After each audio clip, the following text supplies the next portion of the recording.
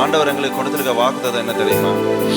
இந்த உலகத்துல அவருடைய மகிமை நிறையணும், இந்த உலகத்துல அவருடைய ராஜ்யம் கட்டப்படணும். இதுதான் எங்களுக்கு கொடுத்திருக்கிற வாக்குத்தத்தம். அந்த வாக்குத்தத்தத்துக்கு கீழே தான் எங்களுடைய குடும்பம் கட்டப்பட்டு கொண்டிருக்கு. ஆனா ஒன்று, நாங்க ஆண்டவர் அறியலைன்னு சொன்னா மற்றவனுக்கு அறிய வைக்க முடியாது.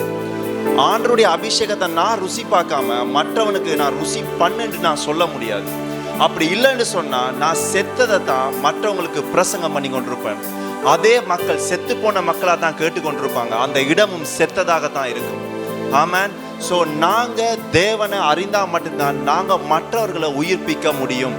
நாங்கள் தேவனை ருசி பார்த்தா மட்டும்தான் நாங்கள் மற்றவர்களுக்கு அந்த ருசியை கொடுக்க முடியும்.